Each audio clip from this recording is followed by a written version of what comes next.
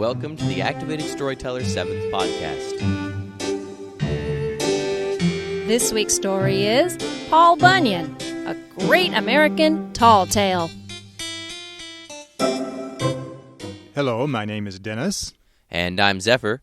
And I'm Kimberly. And together we are Activated Storytellers. Today we are podcasting from Ukiah, California.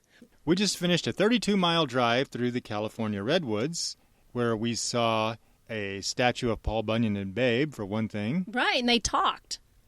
Well, Paul Bunyan talked. I didn't hear Babe say much. No, but Paul Bunyan did talk. And we got out and took some hikes through the Redwoods. Really great place to hike.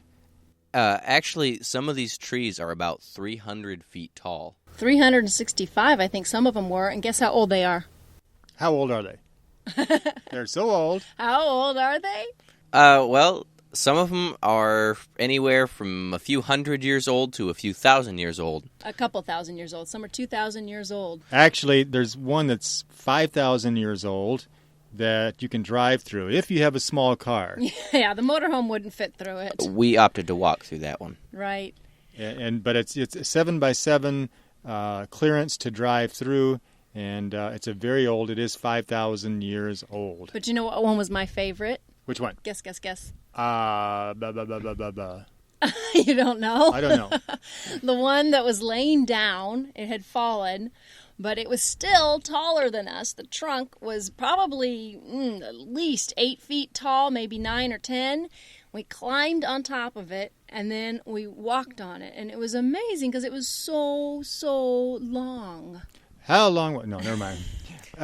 It was, by tall you mean thick. It was about 8 to 10 feet thick. Right. And around. But we were that high when we climbed up on it. Right. And you know what else is supposed to be around the Redwoods? What? Bigfoot is supposed to be somewhere around the Redwoods. That's where they keep reporting all the Bigfoot sightings. Not to be confused with the abominable snowman, who's somewhere else. Where is that? Somewhere where they have abominable snow. We looked, but we didn't see any sign of Bigfoot, not Yeti. And no, I didn't really say that. I did, however, see Zephyr's shoes, so that was the closest thing we saw to a Bigfoot. My feet aren't that big. Actually, there is by where they have the drive-through tree, there is a statue of Bigfoot. I'm assuming it's approximately life size, and it's carved in redwood with a chainsaw. It's supposed to be about like 8 feet tall or something.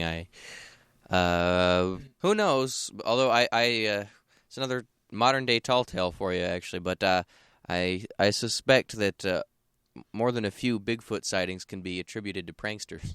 Yeah, probably. But, we were so inspired by all the redwoods, we decided that Paul Bunyan would be a great story to tell today.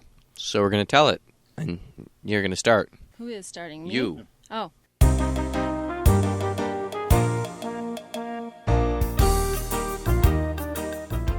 Long ago, there was no television, no movies, no video games, no computers, no radio, no podcasting. No podcasting. No podcasting. And sometimes even books were hard to find. So what did folks do for fun? Why, they exaggerated. They told whoppers, they told tall tales. What, they were politicians? Oh, yes, and in logging camps, the loggers, also known as lumberjacks, loved to tell tall tales about one particular character named Paul Bunyan. Well, I knew Paul Bunyan when he was born. Up in Maine it was. Why, when he was just a baby, he was already so big. How big was he? Well, I'll tell you. He was so big that when he rocked in his cradle, it caused an earthquake. So his parents had to put his cradle out to sea like a big barge. That's right. But then, when he rocked in his cradle, it caused a big tidal wave. I was there, too. Well, his parents were kind of glad when he got grown so he could go out and get a job as a lumberjack. By that time, he was so big. How big was he? Why, he was so big that it took a man 7 days to look up from his boots to his cap. Or else it took 7 men 1 day. He was so big that the men used his shoes for bathtubs. He was so big that he used a pine tree to comb out his beard. And sometimes he'd comb out a bunch of rabbits and squirrels and even foxes that were hiding in the whiskers. That's right. And he was so strong. How strong was he? Why, he was so strong that he could knock down 20 trees with one swing of his axe. Not only that, but just the wind from his axe would knock down 3 more. And he could jump across the widest river in only 3 leaps. Well, old Paul moseyed on over to Michigan to do some logging. But Michigan had a very strange year that year. Why, it was so strange. How strange was it? Why, it was so strange that the whole year was only 1 month long. There was 1 week of spring, 1 week of summer, 1 week of fall, and 1 week of winter. That's right, but the summer was the worst of all on account of the mosquitoes. Why, they were so big. How big were they? They were so big that folks thought they were bats at first, until they bit. Ow. Sometimes one would get stuck inside someone's boot and fly away with it. Oh, yeah, I remember those mosquitoes. They were really bad, but not as bad as the bees. They were just as big, and their sting hurt even more. Psst. Ow! Those bees are pretty bad, all right, but you know what was even worse? That was when bees and the mosquitoes mated with one another, and their offspring was a new kind of pest, called the bee-skeeto. Yeah, that's what it was, a bee-skeeto, and they had a sting at both ends. Well, and then from Michigan, Paul went to Minnesota, where they had the coldest winter in history. Why, it was so cold. How cold was it? Why, it was so cold that the thermometer showed 4 feet below zero. Is that all?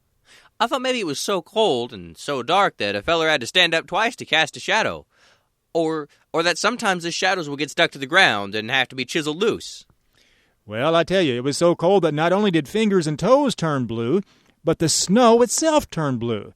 And it piled up higher than a giraffe on tiptoe. So then it was about knee-high to Paul Bunyan.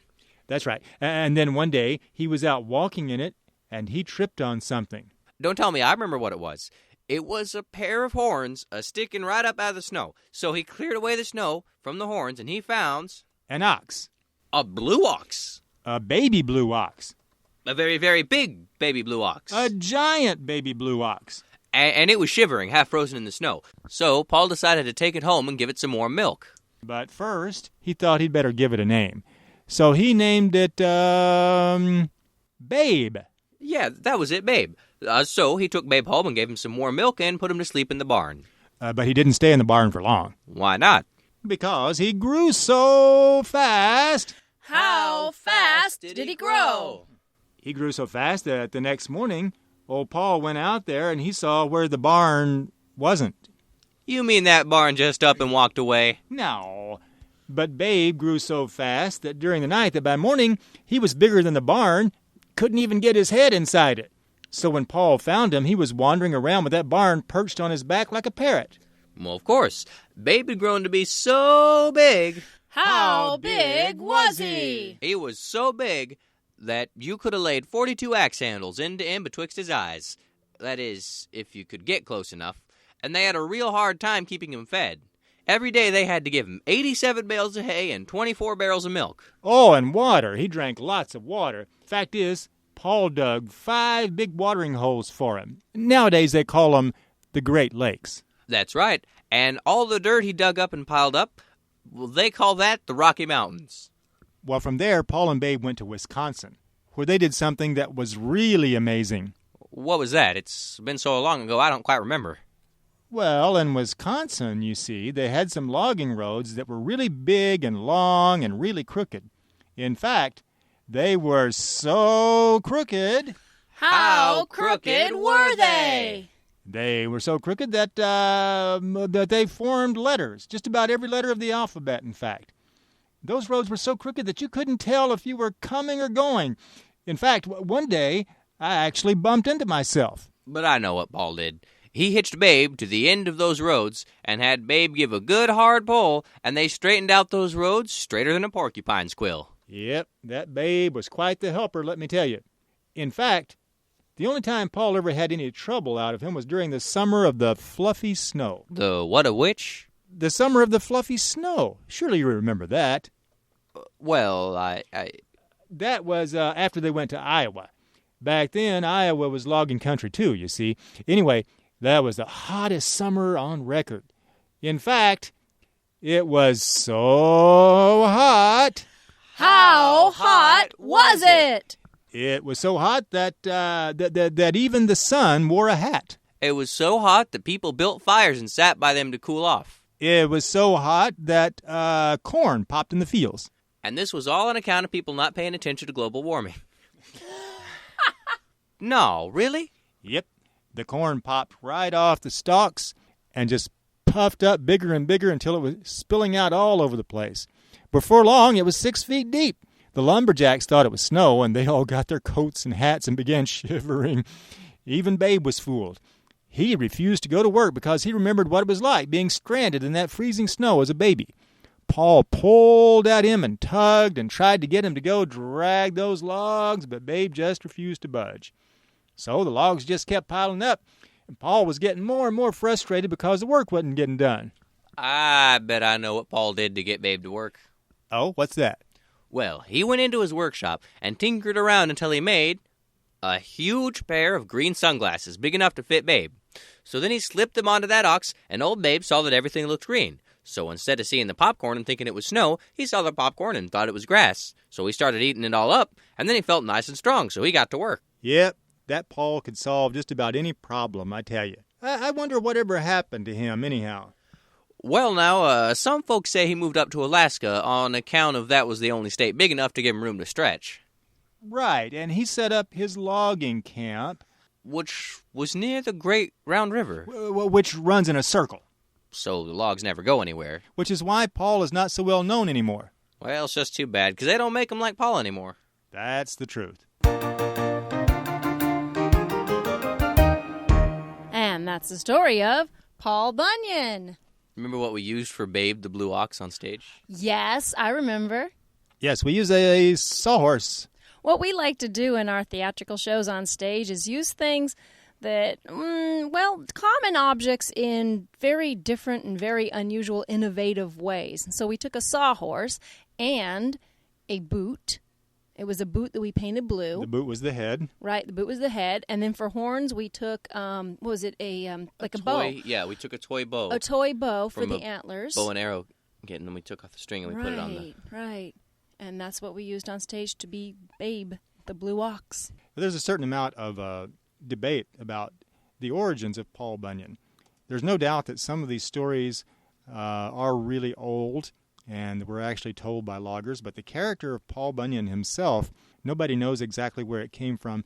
It is believed, however, that the Paul Bunyan character was invented by a lumber company. Right, for advertising. Yes. Yeah. So if you enjoyed that tall tale, make sure you check back if you haven't already heard. We have Storm Along, Old Storm Along, we did a couple weeks ago, so that's available in podcast. And we hope you enjoyed this week's story. Next week, we'll be doing The Boy Who Listened to Birds, which is a Russian story. Right. Well, see you next Thursday. The Activated Storytellers perform at schools and libraries nationwide. On stage, we use American Sign Language, physical comedy, imaginative props, and a giant, oversized book to bring the stories to life. For booking information, check our website at www.activated-storytellers.com, where you can also find out when the Activated Storytellers will be performing near you, read a story, or order one of our audio CDs. Until next time.